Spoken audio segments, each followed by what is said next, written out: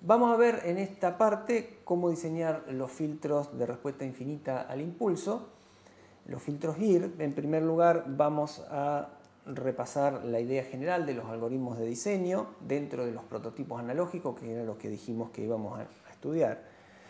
Vamos a ver luego cómo se pueden diseñar filtros analógicos, algunos métodos básicos, y luego cómo transformar esos filtros analógicos en filtros digitales.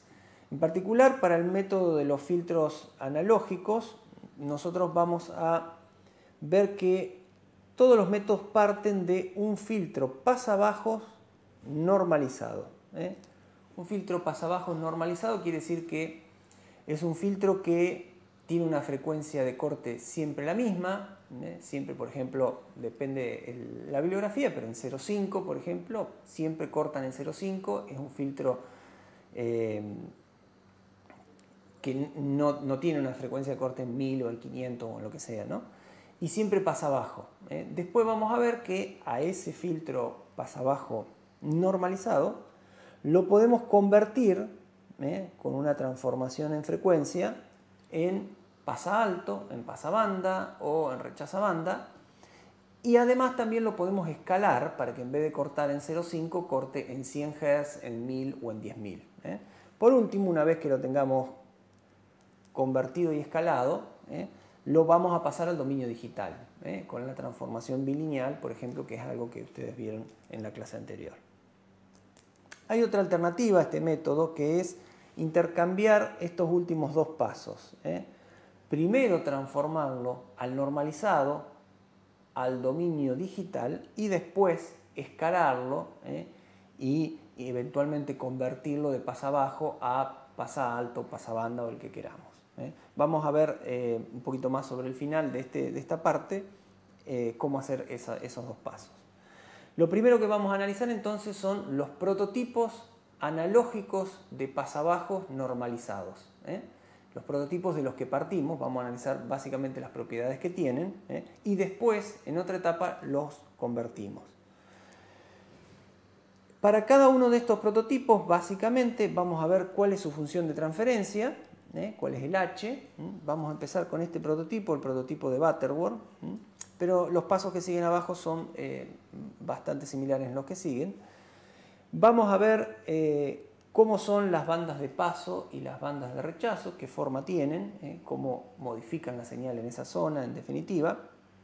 Vamos a ver la forma que tienen las respuestas en frecuencia. Cada uno de estos prototipos tiene una forma diferente que se puede adaptar más a una aplicación o a otra.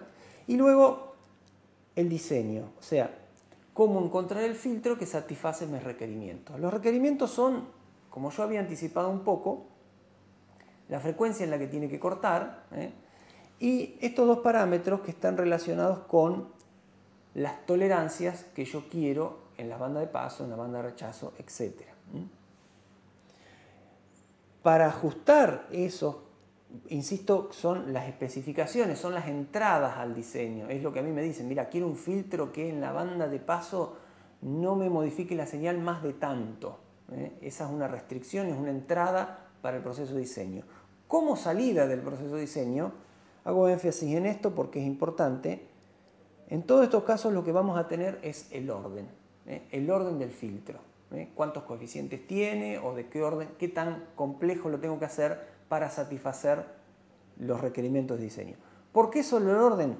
Porque una vez elegido el tipo de filtro, la función de transferencia queda fija. La forma de la función de transferencia tiene una estructura, y eso es lo que le da el nombre a cada uno de los prototipos, que queda fija y lo único que cambia es el orden. A medida que aumento el orden, por supuesto tengo más parámetros libres y puedo satisfacer las especificaciones de diseño más restringidas. El filtro de Butterworth tiene esta forma. Fíjense que acá estamos poniendo la función de transferencia en el dominio J omega ya directamente, pero acá tenemos el plano S. Acá está el plano S donde podemos ver lo que está pasando con este filtro. Fíjense que este es un filtro de todos polos. En particular en este ejemplo, acá tengo estos 4 polos y los conjugados en espejo, o sea que serían 2 y sus conjugados. Y esos polos están siempre sobre este círculo, este medio círculo. Esa es la característica del filtro de Butterworth. Esta es la función básica del filtro de Butterworth, y fíjense que lo único que yo voy a ir cambiando acá es básicamente el orden del filtro. Voy a hacer que n valga 1, 2, 3, 4, 5, y esto me va a quedar por la duplicación de los polos en 2n.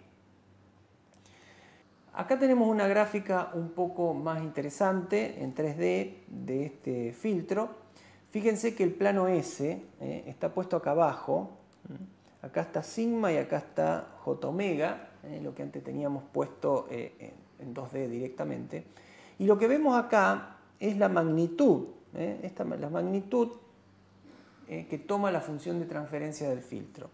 En donde estaban los polos, como ustedes ya saben, esto va a infinito. Estos son los polos que hacen que la magnitud se vaya a infinito. ¿Por qué? Porque el denominador de la ecuación se hace 0. Acá está el círculo, el semicírculo ese que veíamos. Se ven, acá está un poco, se puede ver insinuado ahí.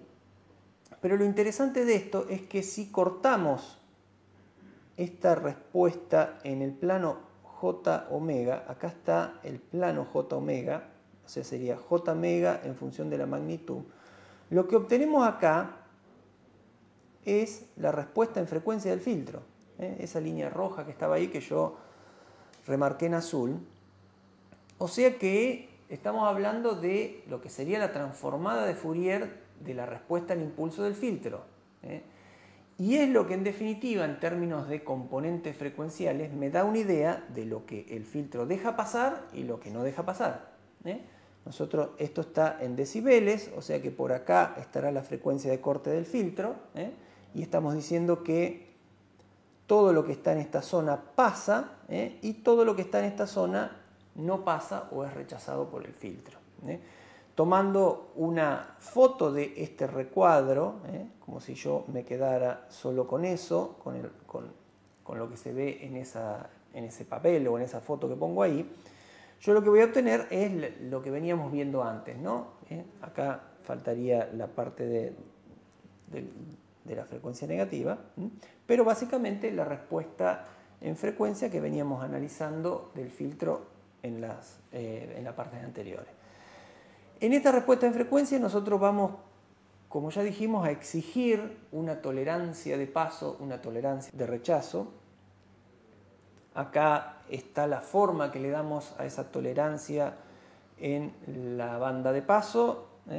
Y fíjense, lo que yo voy a decir es que cuando acá está la magnitud de W, porque tiene que darse para caso negativo y positivo, mientras que sea menor que el WP, que es la zona hasta donde yo quiero que el filtro funcione con una menor distorsión de la señal que pasa, yo voy a exigir o pedir que la respuesta en magnitud sea mayor que esta tolerancia. O sea que básicamente esté por arriba de ese valor. Algo parecido voy a pedir para la zona de rechazo. Yo ahora lo que estoy pidiendo es que esté por abajo. Yo quiero que todo lo que esté por arriba de la frecuencia de rechazo sea menor o esté afectado por un coeficiente, esa componente frecuencial esté multiplicada por un coeficiente menor a esto. Mientras sea menor a eso, yo digo que el filtro satisface los requerimientos de diseño. Entonces, viendo ahora una respuesta en magnitud verdadera de un filtro de Butterworth, nosotros podemos observar varias propiedades interesantes. Una es que acá decae monotónicamente, fíjense que no tiene ningún tipo de ondulación, eso lo vamos a ver un poquito más en detalle con los otros filtros, cuando vamos a ver que la incorporación de más polos o de polos ubicados de otra manera va a generar ondulaciones. Y lo que se puede demostrar que es interesante para el filtro Butterworth, pero también se da para los otros y que lo debería cumplir cualquier filtro porque es un poco sentido común, es que cuando yo voy incrementando el orden, le voy poniendo más términos,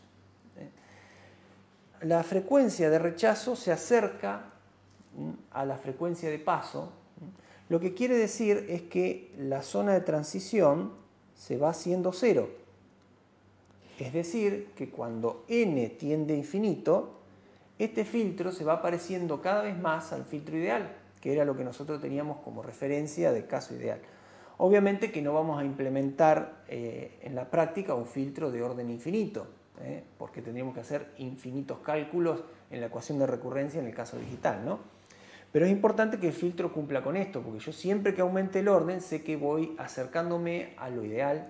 A medida que yo vaya aumentando el orden, lo que voy a ver es que este coeficiente epsilon va tendiendo a 0, lo que implica de que esta cuenta me va quedando 1 sobre 1, o sea que el filtro va a ser máximamente plano acá y la región de tolerancia se hace de ancho 0.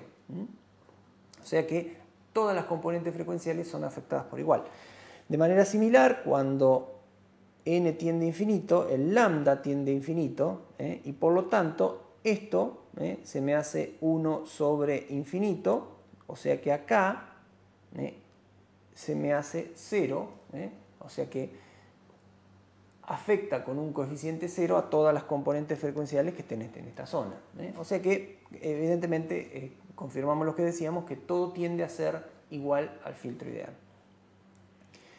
Algunas características que un poco anticipé es que este filtro tiene una respuesta que decrece monotónicamente con la frecuencia, no tiene ondulaciones, digamos, siempre cae, por decirlo así. Otra cosa interesante es que esta respuesta es máximamente plana acá, arranca bien horizontal, vamos a decirlo así. Entonces vamos al diseño. Afortunadamente se ha simplificado muchísimo el diseño. Antes se usaban tablas y gráficas y había que estar midiendo con una regla y cosas por el estilo.